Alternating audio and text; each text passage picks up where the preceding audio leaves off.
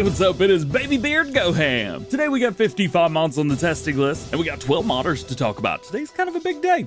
Jump right in. Starting off with our mods and testing. Today we got 55 mods on the list. 25 are in stage 1 or PC testing, and 30 are in stage 2 or console testing. Some notable mods on the PC list include Basic Farmer Utility Station, Euramac R1055 Forester, and Lizard LE61 Wind Turbine. Rounding out the PC list, we have Logistics Center, Scania 143M hook lift, somewhere in Lower Bavaria, nice name there, and the 3 Small Farms V2. Jumping out to console testing, we have the AGL series, Bison Pack, Framus Pack, and Hay Drying Plant M. Also in the console list, we have the John Deere 500 grain cart, Lizard Rumbler flatbed, again, we'll talk about that here in a second, Millennial Farm Shed Pack, and the New Holland Harvester Pack.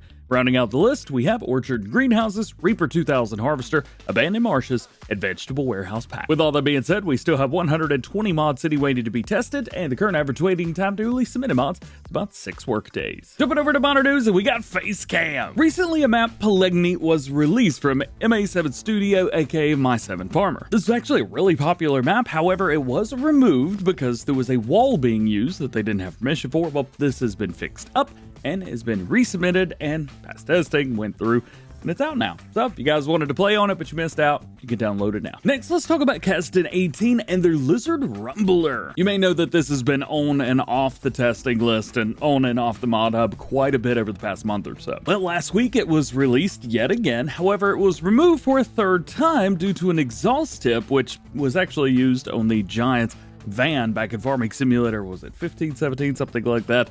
Anyway, it has been reported on quite a few times. I'm not sure if the same modder, same group of modders has been reporting this every single time, but that's the way it looks like. I don't have a whole lot more information other than that, hey, the next time you see it on the mod hub, you better get it, because, well, let's face it, it's probably going to be removed again. I hope not. How's about some goodies from Sid Modding? We get to see the Gleaner S9 back. You guys have been asking about this for a while, and, well, here you go. Sid Modding updates us on it, says that all animations are programmed, turn signals have been added to the sides, and the rear axles have been programmed as well. They've also got a dedicated Gleaner 9300 series Dynaflex header to go along with it. And, of course, a version celebrating 100th anniversary of Gleaner. It's also going to be available with the pack. However, I'm still a little bit confused. They have said in the past that it's going to be for all platforms. However, Gleaner's not branded for Farming Simulator, and the last time they tried bringing a brand in Teagle, it was only on PC, so I'm gonna guess this is probably gonna be on PC. I'm not sure it's gonna work out the way they want it to.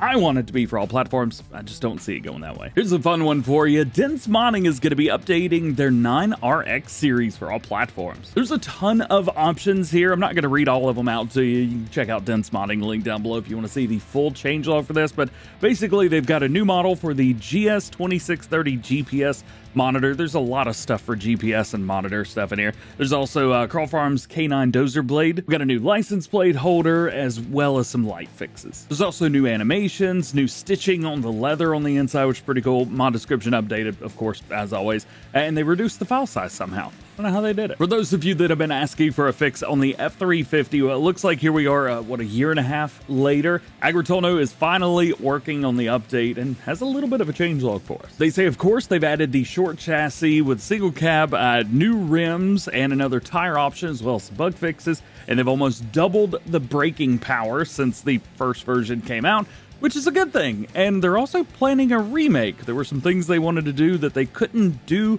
with this model, so F350 remake? Yeah. Next up, we hear from Connect Modding, who have their Jacto Uniport 8030 NPK. We got a fact sheet last week. I was going to talk about this, but, well, it would be this, and that would have been it. Also, this should be released today. It's pretty early in the morning still when I'm recording this, so it hasn't been released yet, but I've been told that this will be out today. Moving along, Cola Modding's got their Lizard 112, the 112. This has been sent off for testing for all platforms, and they do say that the rigid version of this is going to work with the beds that are on the HPN series as well as the L1620 bodies. So if you guys are using any of those mods, well, this is going to work perfect for that. Have you ever asked yourself, man, I want a Harley Davidson and Farming Simulator, but I want it to be for all platforms? Well, it looks like Farm Central Soul is going to take care of you guys. Of course, it's going to be a Lizard, not a Harley Davidson, but maybe it's a Lizard Davidson? I don't know. We don't have any specs on it right now, but it does look very good. It's going to look pretty cool. I am zoomed in a lot as well, just so to fill up the page. Nonetheless, super cool. Another motorcycle heading our way. And from Custom Modding, we have their custom 7700 Boss Manure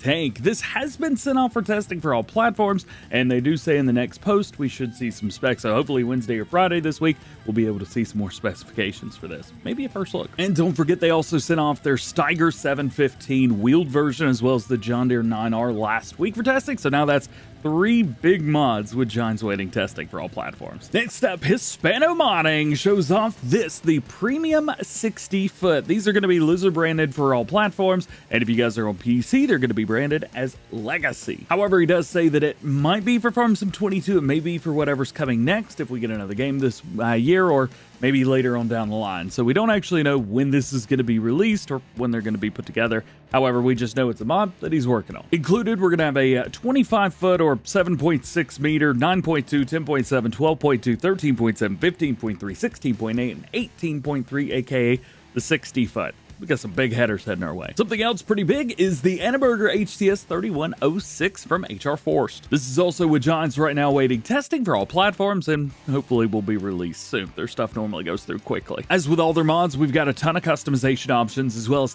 tons of color options. Just look at this. In addition to that, we also have 10 different sets of wheels. It is multi-fruit now, and it has an auto-lowering axle in the front, which is very, very cool. They've also changed around a couple things from the base game version. Should be awesome. And lastly, today we hear from Mapper's Paradise, who has 4 different things to announce. The first one is this guy right here, the Monette Farms Storage Facility. So this has been specifically designed by AGI and engineered by them as well for the Monette Farms setup. Setup. We also get to see the map, or like the village that's going to be on the map, Wymark. I actually don't know how to say it. It's a W-I-M-A-R-K. Wymark?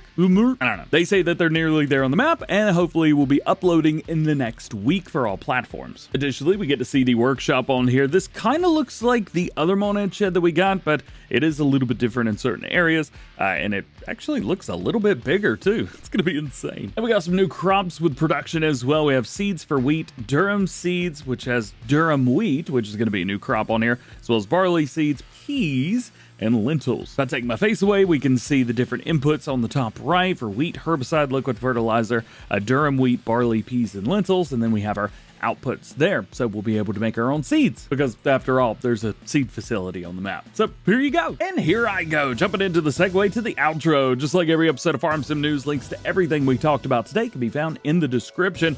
There are no release dates for mods, so no one knows when any mod's going to be released, and if I didn't talk about something you want to know about, it simply means that there's no new information on that topic at the time of recording this video. So make sure you guys stay tuned to the channel for updated information on all the biggest news and top stories going on in the world of Farming Simulator. And that is it. Hope you enjoyed it. If you did, drop a like, get subscribed if you new, enjoyed the DjGoHam fam. Double check that notification bell. That way, if I release a video, you know about it.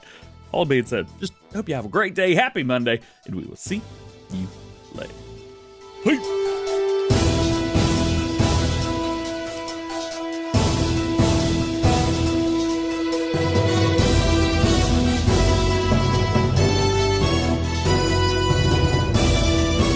Let's Plays. I'm having a great time on Goldcrest Valley right now, so I'm going to be pumping those videos out pretty quickly.